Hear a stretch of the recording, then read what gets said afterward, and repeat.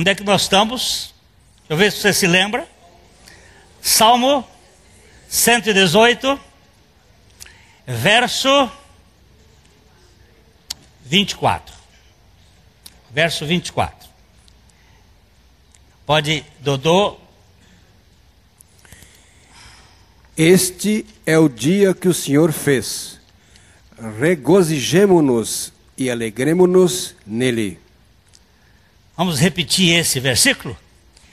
Este é o dia que o Senhor fez. Regozijemo-nos e alegremo-nos nele. Pai, eu preciso ter consciência de que a tua palavra é a verdade. Que o Senhor tem um dia especial para nós. Nós queremos aprender a viver na alegria do Senhor. No nome de Jesus. Amém. Depois de várias considerações sobre este salmo messiânico, já falamos aqui alguma coisa deste salmo, que está onde? No meio da Bíblia. Quantos capítulos estão para a direita e quantos estão para a esquerda? 594. Para lá e para cá. E o Salmo 118? Bem no meio. É um salmo que, na sua essência, ele fala da suficiência de Cristo, da pessoa de Cristo.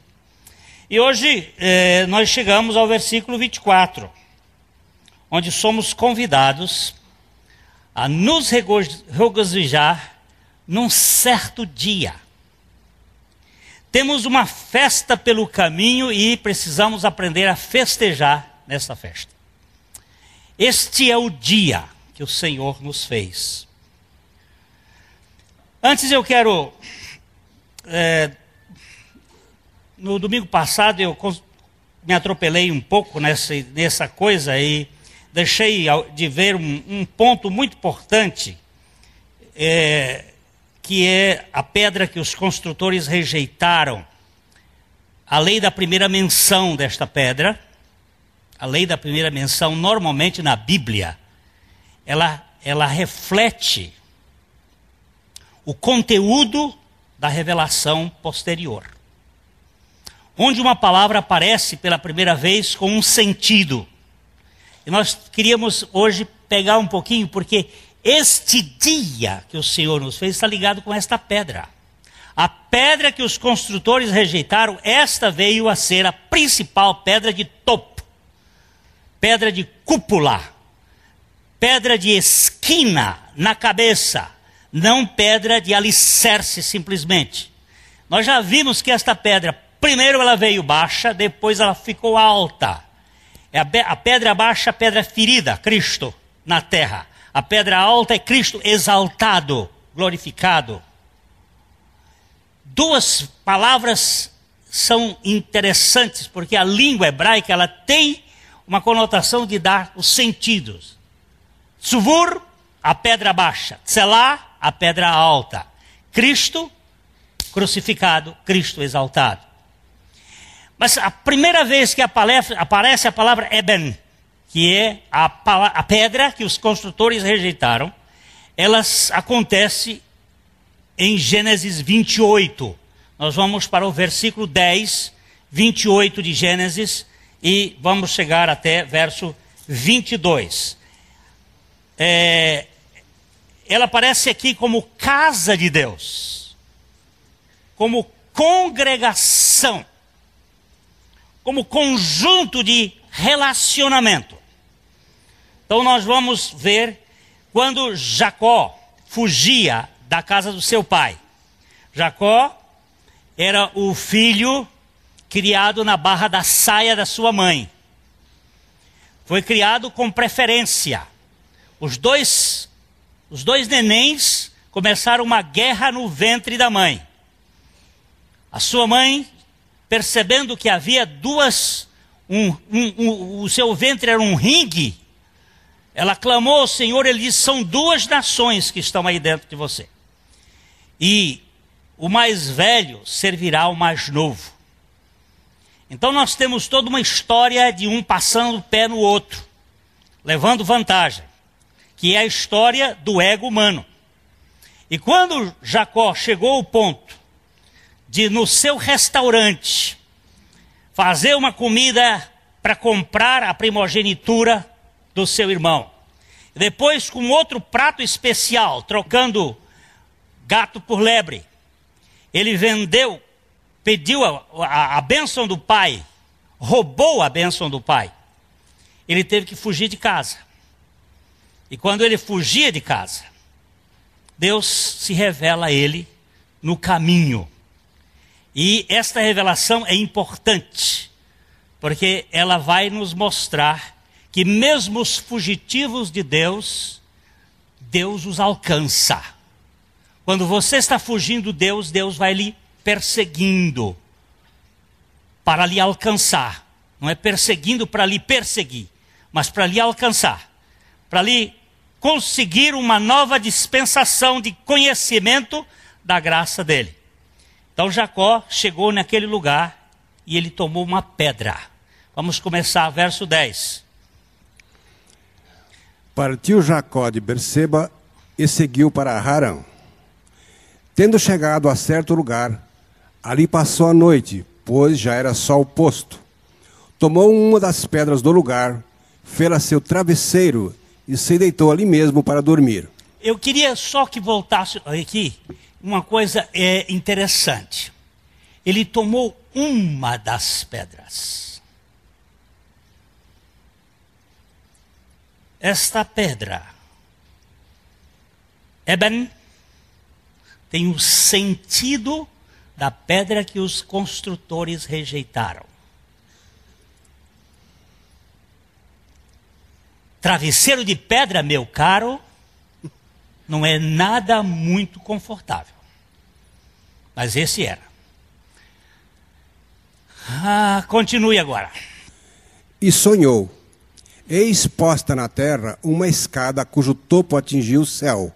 E os anjos de Deus subiam e desciam por ela. Os anjos não desciam e subiam.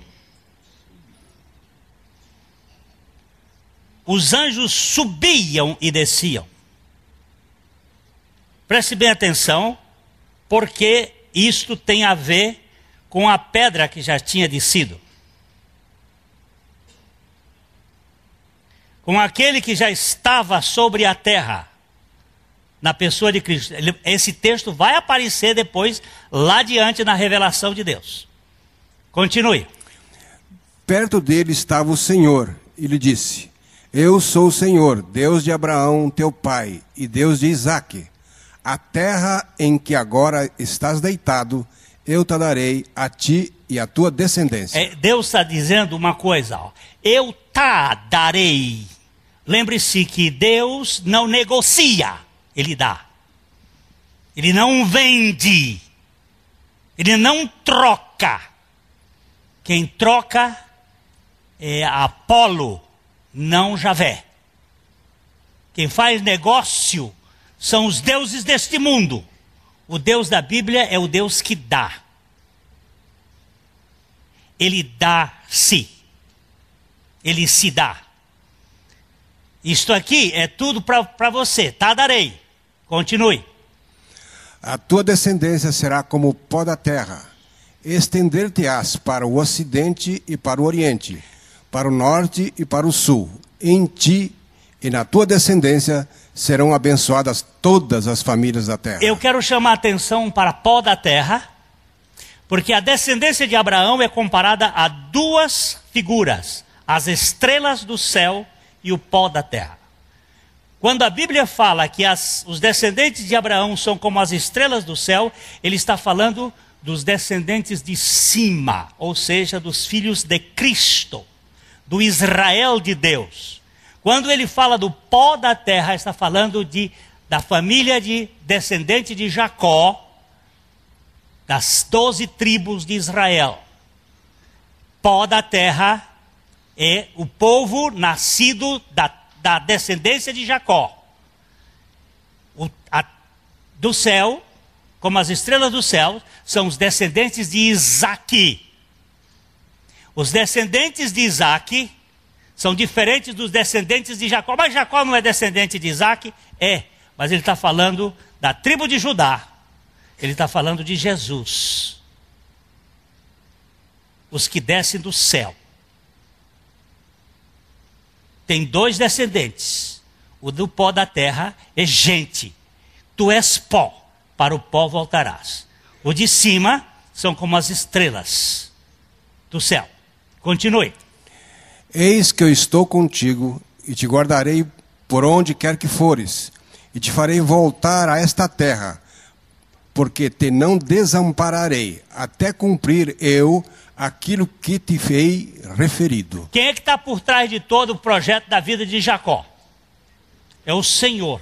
Eu estou atrás disso. Eu estou levando você ao fracasso e eu vou levar você à conversão e eu vou lhe fazer um príncipe manco. Mas você é meu.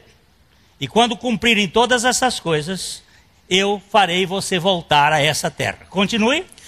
Despertado Jacó do seu sono, disse: na verdade, o Senhor está neste lugar, e eu não o sabia. Esse é um conceito muito interessante, porque nós temos um conceito de Deus localizado no tempo e no espaço. Este conceito de Deus localizado é chamado enoteísmo. É um conceito arcaico de Deus. Nós já falamos que Deus não queria um templo feito de pedras, porque Deus não habita nesses templos. Ele queria uma tenda onde fosse móvel. Nós temos a tendência de botar a casa de Deus é aqui. Não, a casa de Deus é onde 2 ou 3 estiverem reunidos em meu nome. Aí eu estou no meio deles. Vocês são a casa, são as pedras vivas. Mas nós temos essa tendência de colocar locais como casa de Deus. Mas Deus não habita. E Jacó pensou que Deus estava na casa do pai dele. E ele disse, ele está nesse lugar também. E eu não sabia. Eu não sabia que Deus é um Deus móvel. É um Deus que... Porque a revelação, ela é progressiva. Inicialmente é uma revelação de um ponto, depois de uma linha. Que são as sucessões de pontos. Até chegar no absoluto da revelação de Deus, que é Cristo. Depois de Cristo, não tem mais nada para Deus revelar a nós. Ele tem toda a revelação completa em Cristo Jesus. Continue. E temendo disse, quão temível é este lugar, é a casa de Deus, a porta dos céus. Por favor, este lugar é Betel. Bet, casa. El, Deus. Esta é a casa de Deus, a porta dos céus. Onde é que é a porta dos céus? A casa de Deus. Onde é a casa de Deus? É onde Deus está com o seu povo. Aí é a casa de Deus. Isso é a porta do céu. Continue. Tendo se levantado Jacó, cedo, de madrugada, tomou a pedra que havia posto por travesseiro e a erigiu em coluna, sobre cujo topo entornou azeite. A mesma pedra que foi travesseiro, agora é coluna. Os 4 patriarcas da Bíblia, Abraão, Isaque, Jacó e José, cada um tiveram 4 coisas interessantes na vida deles. Abraão construiu 4 altares. Isaque cavou 4 poços. Jacó construiu 4 colunas. E José teve 4 sonhos. E você vai estudar para não cair de 4. Que esses assuntos são importantes. E essa coluna é a primeira coluna da vida de Jacó. É a coluna que representa a casa de Deus. E ele ungiu com azeite. A pedra que os construtores rejeitaram é uma pedra untada. É a pedra que é derramado o Espírito sobre ela. Continue. E ao lugar, cidade que outrora se chamava Luz, deu o nome de Betel. Betel, que é casa de Deus. Fez também Jacó um voto dizendo, Se Deus for comigo e me guardar nesta jornada que empreendo, e me der pão para comer e roupa que me vista, de maneira que eu volte em paz para a casa de meu pai, então o Senhor será o meu Deus. Até então Deus não era Deus dele. Ele faz uma promessa baseada numa condição. Ele não conhecia ainda a graça. Se for lá, se for cá, e a coisa acontecer desse jeito, ele não pediu muita coisa não, só roupa e comida. Esse Deus vai ser comigo, e ele vai ser meu Deus. Continue. O Senhor será o meu Deus, e a pedra que erigi por coluna será a casa de Deus. E de tudo quanto me concederes, certamente eu te darei o dízimo. O dízimo é um assunto que começou com o avô dele. Algumas pessoas dizem que o dízimo não é bíblico do Novo Testamento, não é assunto do Novo Testamento. É também do Novo Testamento. Porque Jesus disse o seguinte: vocês costumam fazer muitas coisas, dão o dízimo do endro, do cominho, tem uma outra que eu agora esqueci, é o endro, o cominho e a hortelã. E se esquecem da misericórdia, do amor. Vocês devem fazer essas coisas sem omitir aquelas. Então o assunto é também do Novo Testamento. Mas o dízimo é um assunto da graça, não é da lei. E eu vou dizer o seguinte: o dízimo não é um teto por onde nós devemos partir. É um piso por onde nós devemos começar. O dízimo não é para Deus, é para corrigir o nosso problema. O nosso problema é a avareza. Nós somos avarentos e possessivos e dominados pelo dinheiro. E Ele quer nos libertar para sermos guiados por Deus. Deus enriqueceu Jacó muitas vezes. Mas aí nós terminamos para dizer: a pedra que os construtores rejeitaram é Cristo, crucificado, ressuscitado, que nos tornou Salvador maravilhoso, que não desiste de mim nem que a vaca tussa.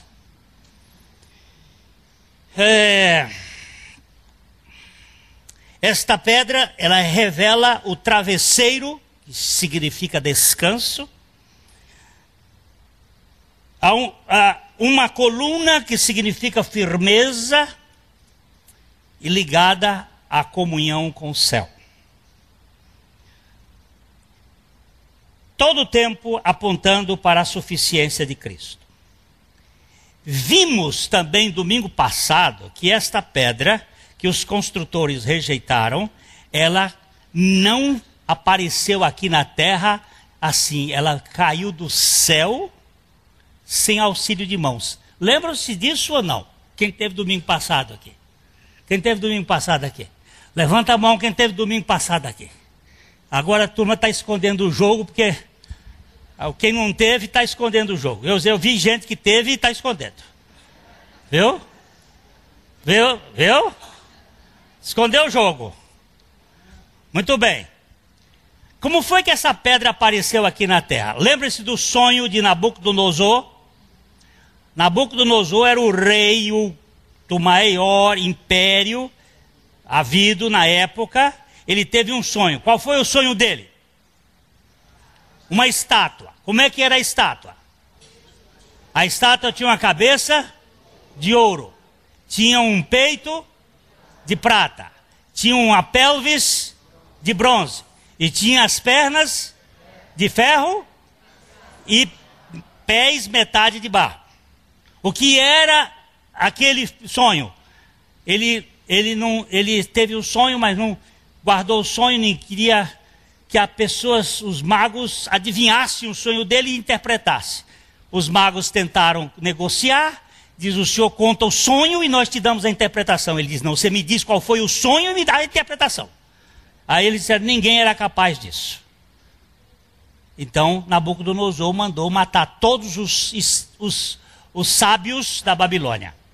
Quando a notícia correu, Daniel chamou os 3 amigos dele e foram orar. E ao orar pediram a Deus. Então eles procuraram o chefe do comando de Nabucodonosor e disseram: nós temos o sonho e a interpretação da parte de Deus. E lá Daniel disse: a cabeça de ouro é o rei e o reino de Nabucodonosor. A prata, governo medo-persa. Depois, governo grego. Quando Napoleão morreu, os 4 generais tomaram conta, racharam, e aí Roma veio, as pernas. Casamento, e de repente uma pedra cai do céu. Aonde? Nos pés. E o que aconteceu com a imagem? Virou farinha. E quem que era aquela pedra? Aquela pedra é Cristo. E o que aconteceu com os governos do mundo a partir do cristianismo? Foram dissolvendo. Mas a história não termina aí. Depois nós vamos ter no livro de Daniel, e depois nós vamos ter no livro de Apocalipse, que haveria a restauração de um novo reino da partir dos pés ou dos chifres, ou poderes de Roma. E vocês estão vendo o alinhamento que está acontecendo na Europa, que é da Europa que está o governo de Roma.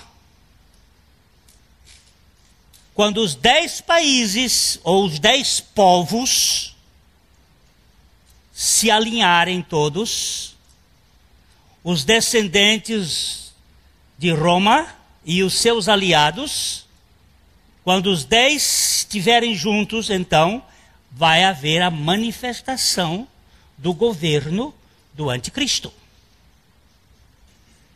Esse negócio está bem adiantadinho. Bem adiantadinho. Agora, o cronômetro de Deus é diferente do nosso. Não fica ninguém apavorado, mas eu mando dizer para vocês aqui: bota de molho a sua barba. Prepare o seu passaporte. E pode demorar mais ou menos, mas não vai demorar muito assim, não. Não temos mais muito tempo, não. Eu até, algum tempo atrás, estava pensando em neto. Mas agora já estou conformado que não posso não ser avô.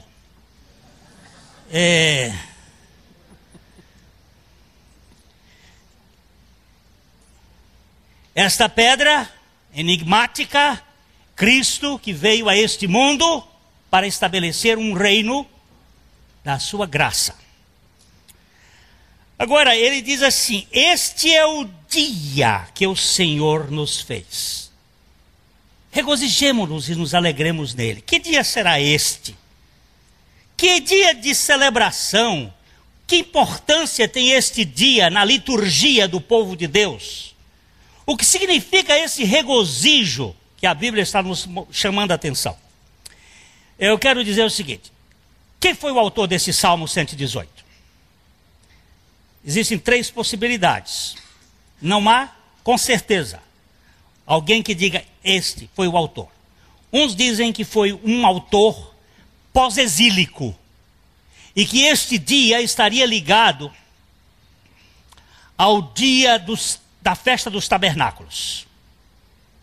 Uma festa de celebração da riqueza, da prosperidade da terra. Outros dizem que quem escreveu esse livro, que escreveu este salmo, foi Davi. E que este dia é o dia da libertação do povo dos seus inimigos.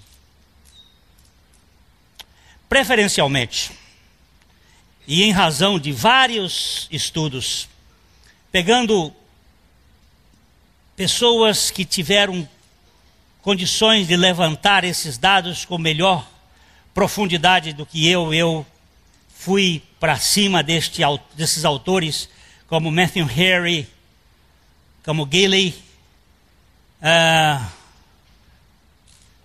eu creio que esse salmo seja um salmo de Moisés. Já disse por quê várias vezes aqui nesse processo. E que este salmo está apontando para um dia messiânico. Um dia de libertação de Deus. E domingo passado nós passamos por alto em Zacarias capítulo 3. E vamos olhar hoje 9 e 10. Zacarias. Eles estão vindo da Babilônia. O sumo sacerdote Josué estava vestido de roupa indigna, roupa suja. Roupa de mistura do babilonismo. Babilônia é a terra do humanismo. É a terra de Tamuz. Ah, quem é Tamuz? Tamuz é o deus filho da Samiramis. Quem é Samiramis? Samiramis é a virgem que ficou grávida de Nimrod. Quem é Nimrod? Nimrod é filho de Cush. Quem é Cush? Cush é filho de Cão. Quem é Cão? Cão é filho de Noé, que casou com uma das filhas de Caim.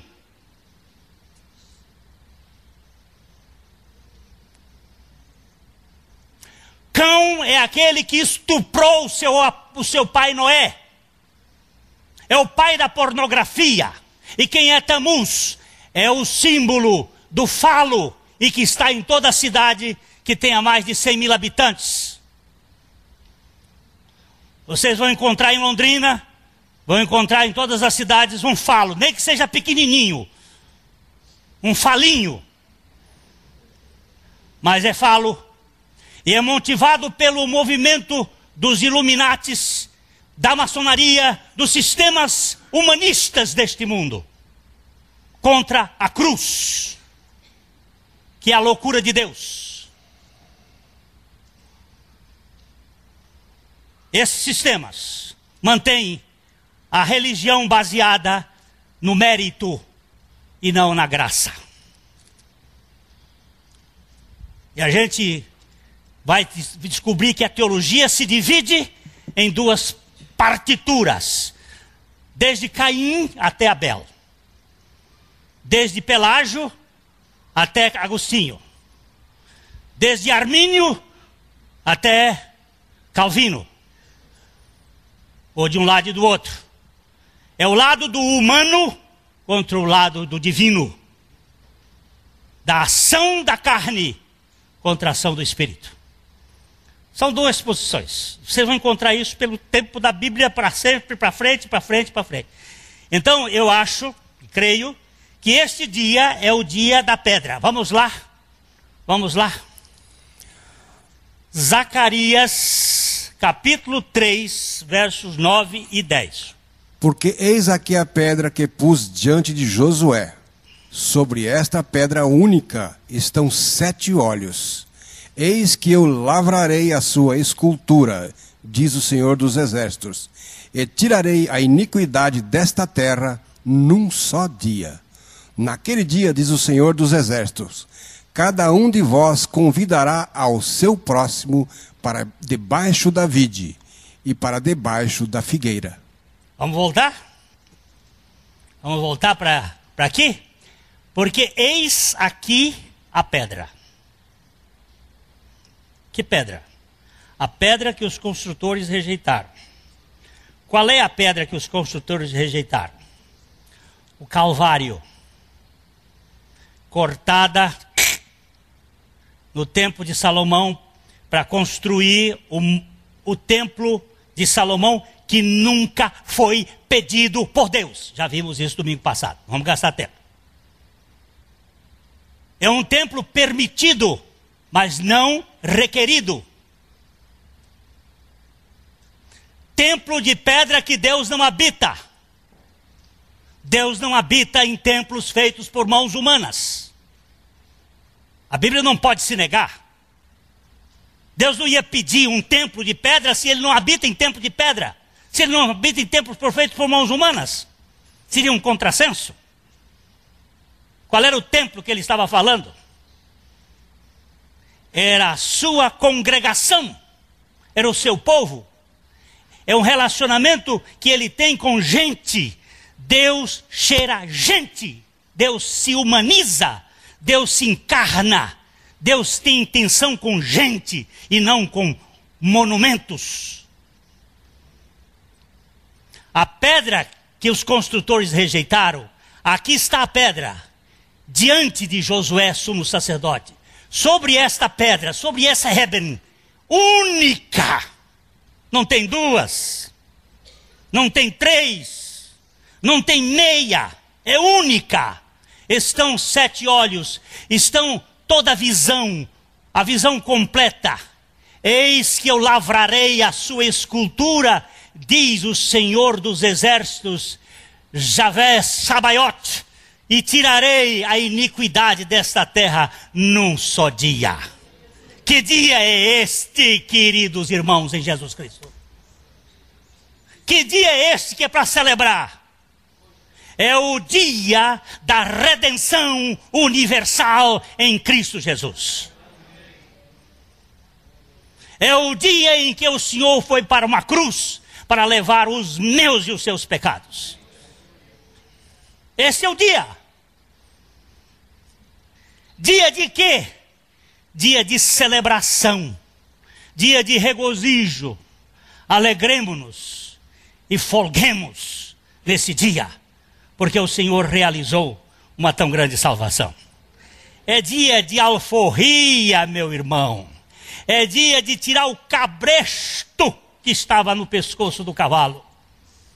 Ele se inclinou para nós, para tirar a religiosidade farisaica, esta religiosidade legalista, que se põe com leis e comportamentos, e para nos dar a liberdade do seu Filho em nós. Todas as coisas me são lícitas, gritava o velho apóstolo, mas nem todas me convêm. Por que não me convém? Porque eu não me deixarei dominar por nenhuma delas. Por que não? Porque Cristo vive em mim.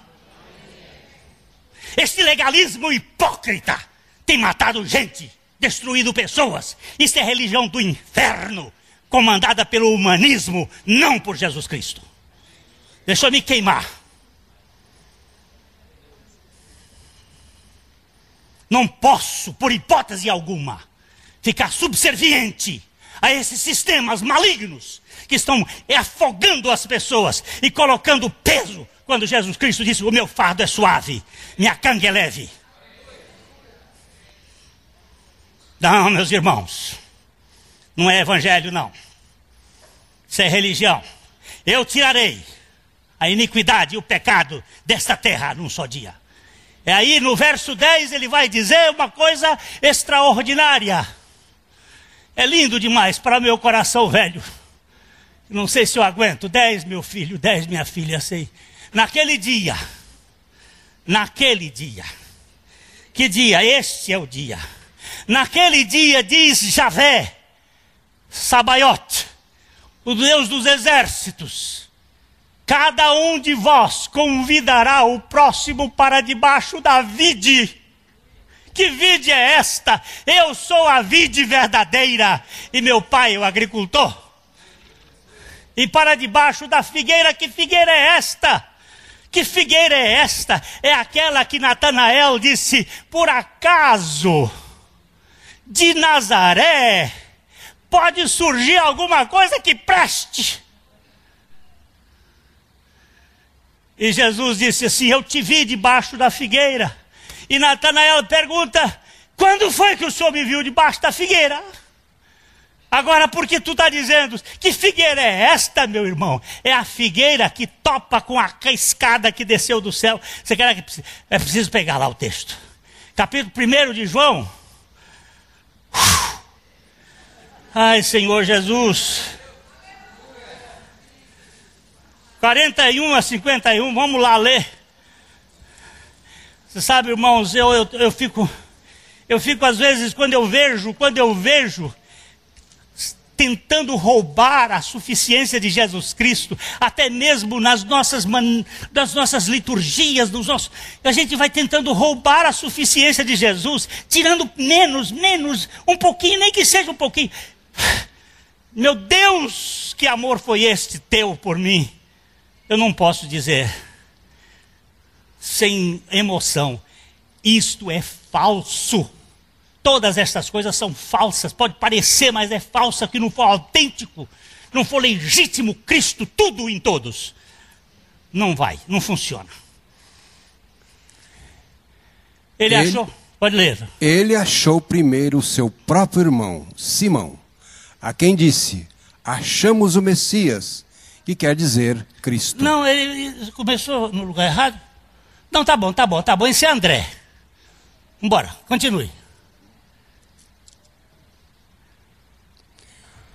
E o levou a Jesus. Olhando Jesus para ele, disse: tu és Simão, o filho de João. Tu serás chamado Cefas, que quer dizer Pedro. A pessoa está chamando e está indo chamar. E está chamando o outro para ir para debaixo da vide. E para debaixo da figueira. Continue. No dia imediato, resolveu Jesus partir para a Galiléia e encontrou a Filipe, a quem disse: segue-me. Ora, Filipe era de Betsaida, cidade de André e de Pedro. Filipe encontrou a Natanael e disse-lhe: achamos aquele... Achamos quem? Achamos aquele... Achamos quem? De quem Moisés escreveu na lei. Achamos quem? O Humberto escreveu um livro. Pastor Humberto escreveu um livro, achamos aquele. Quem é aquele? Aquele de quem Moisés escreveu na lei, e a quem se referiram os profetas, Jesus, o Nazareno, filho de José. Engraçado que vai botando a descendência dele mais miúda. Filho de José. Filho de um carpinteiro. Mas essa é a pedra. Bora. Perguntou-lhe Natanael: de Nazaré pode sair alguma coisa boa? Respondeu-lhe Filipe: vem e vê. Presta bem atenção nesse texto, que esse texto aqui é muito importante. Não se discute, não se prova, se experimenta. Vem, experimente. Aleluia. Olha lá. Pode alguma coisa boa vir de Nazaré? Quem é Nazaré? Nazaré é uma cidadezinha velha da Galileia. Já veio profeta de Galileia? Vê Messias de Galileia? E de Nazaré? Nós somos cheios de preconceitos.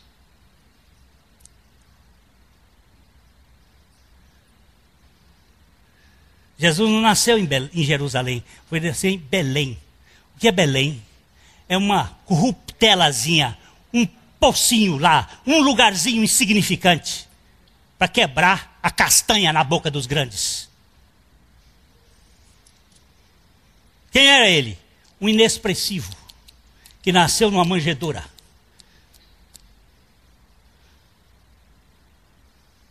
Mas esse inexpressivo tem amor suficiente para salvar você e a mim, e a humanidade toda. Pode vir, vem ver, vai lá, bora. Jesus viu Natanael aproximar-se e disse a seu respeito: eis um verdadeiro israelita, em quem não há dolo. Ele não tem, ele pode até ter culpa, mas não tem dolo, não é maldoso.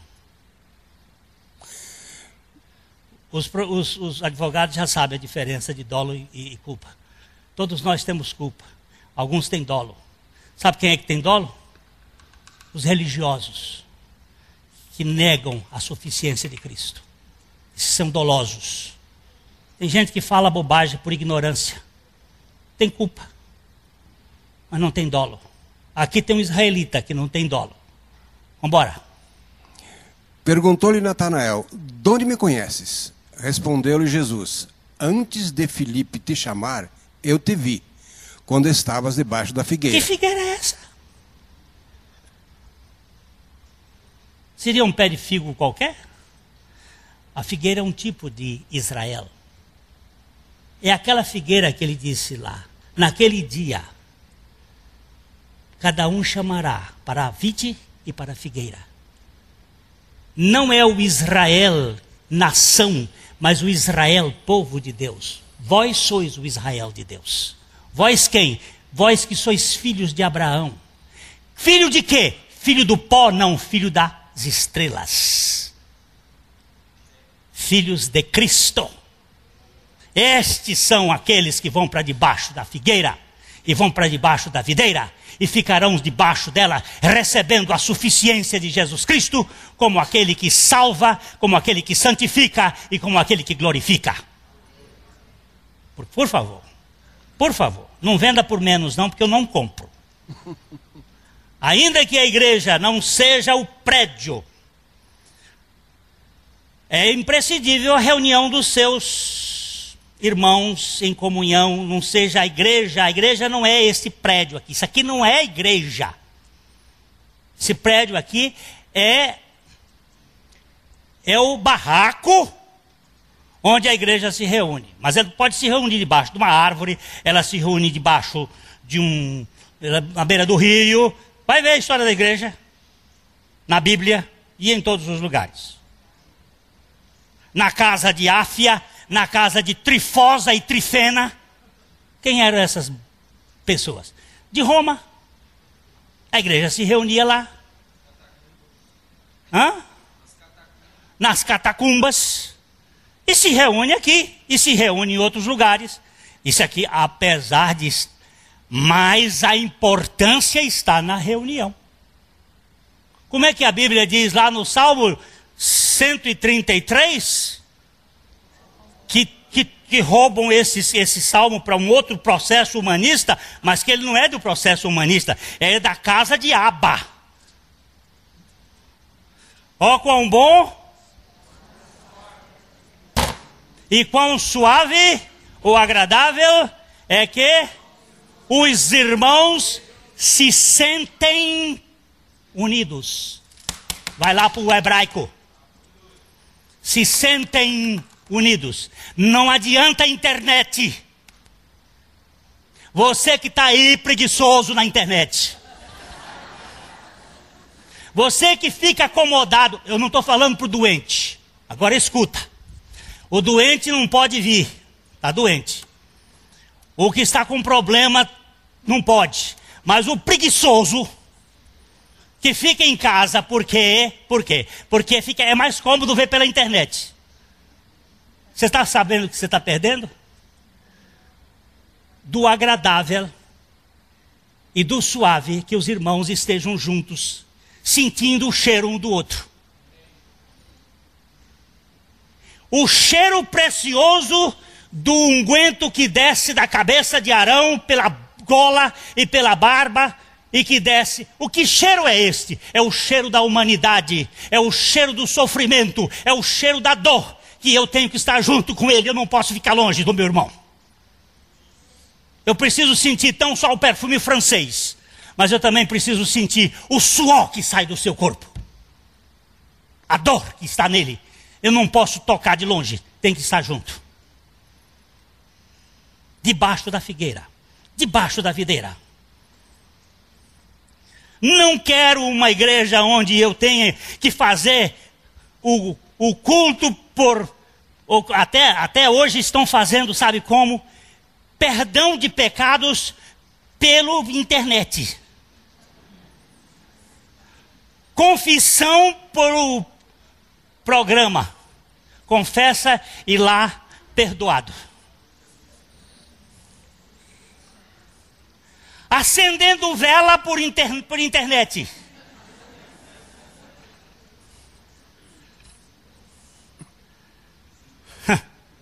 Vocês brincam com... Deus disse, eu quero que vocês estejam reunidos. Não é bom que vocês fiquem longe uns dos outros. Eu ouvi de longe, eu estava me preparando para entrar ali, escutei o Eric lendo o texto de Hebreus. Como é costume de alguns de se dispersarem, não é bom ficar junto. E o que você vai fazer? Nada. Vai ficar com ele. Perguntaram a Madre Teresa de Calcutá uma vez, Madre Teresa, o que a senhora faz tanto tempo na presença de Deus? Você vai para o quarto, você fica lá tanto tempo. Ela disse, eu fico na presença de Deus. O que ele fala para você? Nada. E o que você fala para ele? Nada. E por que você fica com ele? Porque nós nos amamos. Você entende isso? Ou você é daquelas pessoas que só querem ouvir barulho e liga a televisão em casa para escutar a voz da televisão, porque você não pode ficar só, porque se você ficar só com você mesmo, você não aguenta ficar.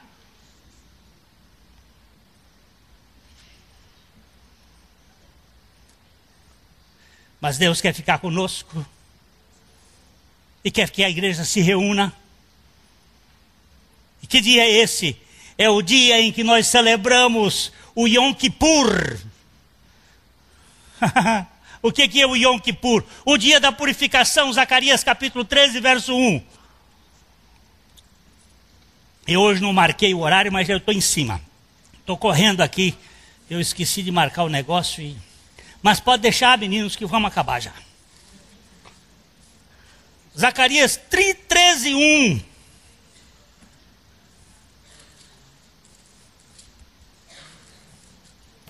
Naquele dia haverá uma fonte aberta para a casa de Davi e para os habitantes de Jerusalém, para remover o pecado e a impureza. A casa de Davi tinha se fechado, Jerusalém tinha se fechado, mas onde Jesus Cristo foi ser sacrificado, fora dos arraiais de Jerusalém, para ser uma fonte aberta. Para quê? Para quê? Para quê? Eis o Cordeiro de Deus que remove o pecado do mundo, que tira o pecado do mundo. Eis o Cordeiro de Deus, a fonte aberta do perdão universal. Você é um perdoado. Eu virei-me para uma senhora com cara de caju murcho e olhei para ela e segurei na mão dela e disse: querida, você sabe que você é perdoada? Ela disse: o quê? Você é uma perdoada.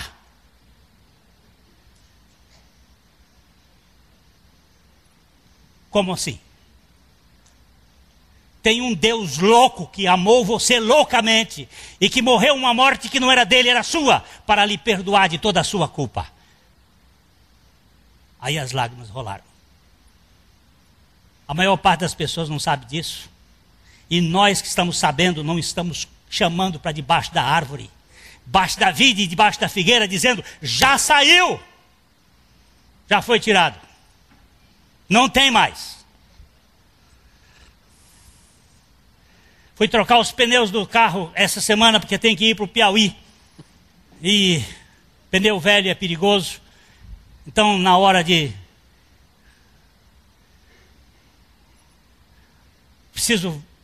vai demorar umas 4, 5 horas. Porque eu tinha que buscar um pneu em Maringá. Então me leva para casa. Então veio uma moça para me levar para casa. Como é seu nome, querida? Loza. Loza. Você já imaginou por quê? Não. Meu pai era japonês. E o escrivão safado. Porque ele quis dizer rosa. Mas japonês não diz rosa, diz loza. Loza. Diga, interessante, Loza. Mas eu quero contar uma coisa de um que é maravilhoso. Que te ama loucamente. E nós gastamos 20 minutos conversando sobre Jesus. Que oportunidade maravilhosa para dizer para ela que debaixo da figueira e debaixo da vide há abrigo e há perdão de todos os nossos pecados. No final, quando ela despediu, ela disse: foi tão bom saber que eu sou amada e perdoada. As pessoas precisam saber. Quem são as pessoas que precisam saber? Aquelas que Deus bota no encontro da gente. Na fila do ônibus, do banco, fila de banco, como demora a fila de banco. Até velho de 60 anos está demorando. Diz que não pode demorar, mas tem que chegar lá, fica uma fila enorme. É que acho que tem velho demais.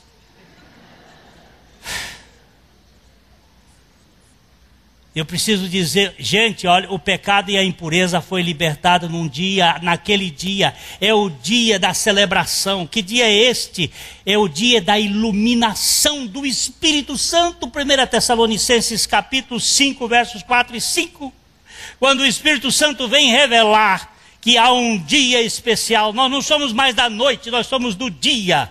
Nós somos o povo do dia, não o povo da noite, da madrugada.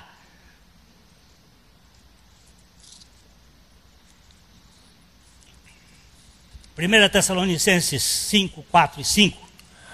Mas vós, irmãos, não estáis em trevas, para que esse dia como ladrão vos apanhe de surpresa.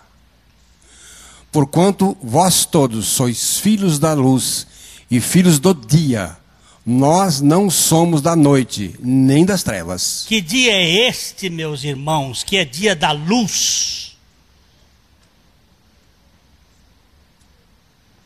É o dia da revelação do Espírito Santo, mostrando que Jesus Cristo já fez uma obra completa e cabal por você e por mim, para que nós vivêssemos livres do medo, da condenação e da culpa. Este é o dia da aceitação universal, do perdão ecumênico, da reunião do povo redimido e da iluminação e da revelação do Espírito Santo como nossa eterna salvação. É um dia de alegria que se atualiza cada dia da experiência daqueles que foram libertos pela obra suficiente de Cristo Jesus. O dia de hoje é o tempo da comemoração de nossa salvação. Hoje eu estou alegre por causa daquele dia que se atualiza. Salmo 104, versículos 34 e 33 e 34. Salmo 104.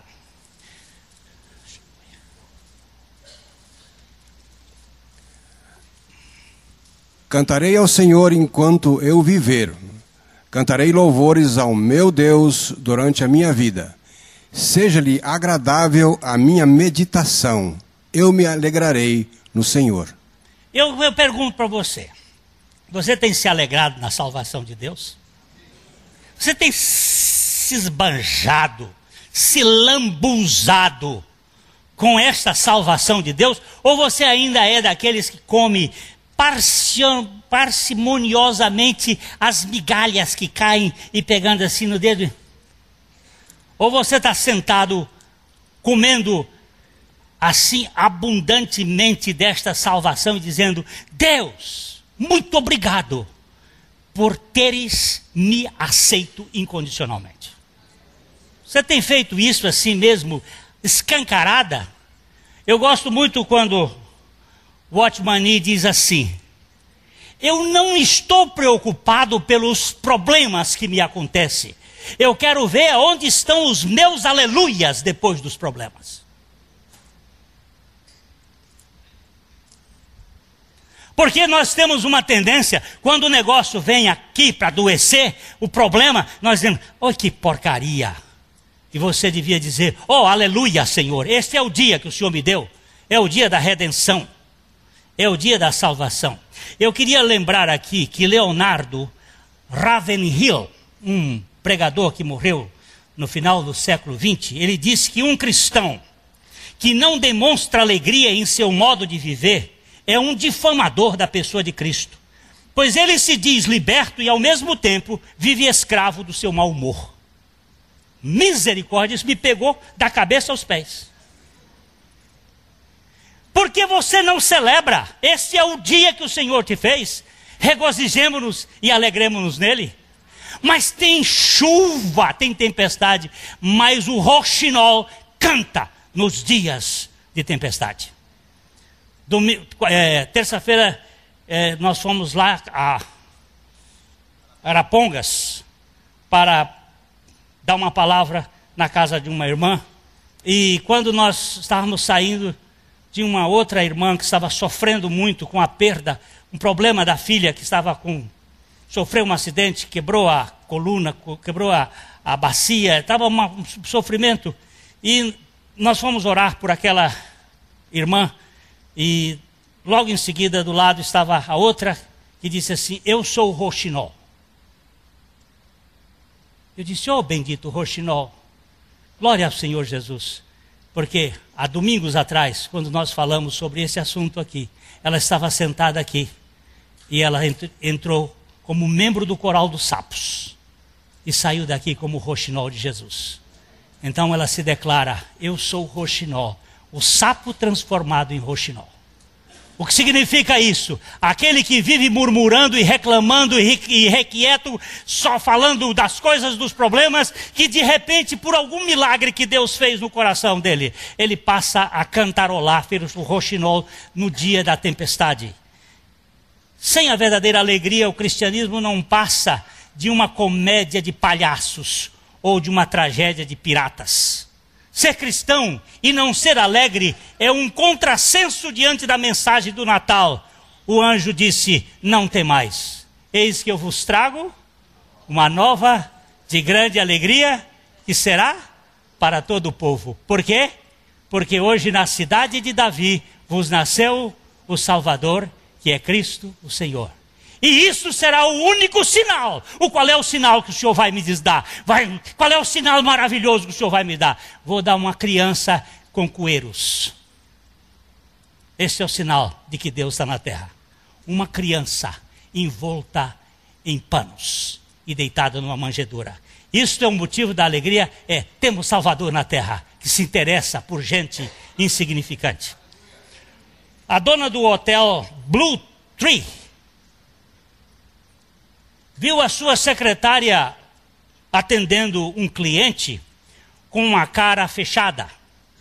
Ela lhe enviou um bilhete que dizia: sorria, minha querida, você foi contratada e está sendo paga para sorrir e tratar bem os hóspedes. Sorria.